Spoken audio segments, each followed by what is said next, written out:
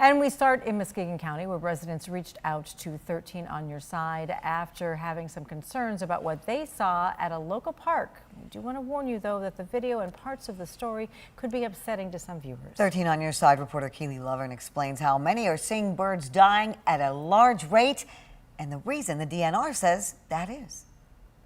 Back in the middle of May, a poultry facility in Muskegon County was the first place that the highly contagious bird flu was detected. But now residents of the county are concerned, still asking if that's the reason that they're now seeing so many dead birds at a local park. So I hike this trail almost every morning with my dog, and had been seeing the dead cormorant, birds, and dead fish. Linda Hutchinson is a regular at Dune Harbor Park in Norton Shores. She reached out to 13 on Your Side when she says she noticed dozens of dead cormorant birds. It just seemed to be multiplying, where the other day I lost count at probably, I think, 45 birds. She took this video while walking along the water at the park this weekend.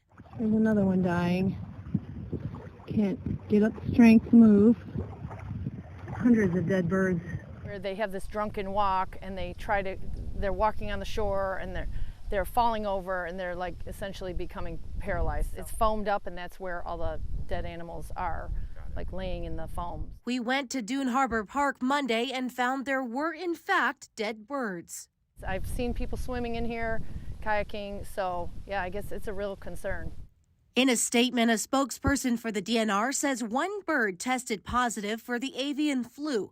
They went on to say, in part, quote, the DNR believes it is highly likely that HPAI is responsible for several dozen cormorant deaths, as well as fatalities in other bird species. It is reasonable to conclude that this is the case here, too. But Linda and her friend Donna still want more action taken.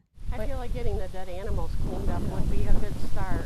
Do more research and find out what's causing it.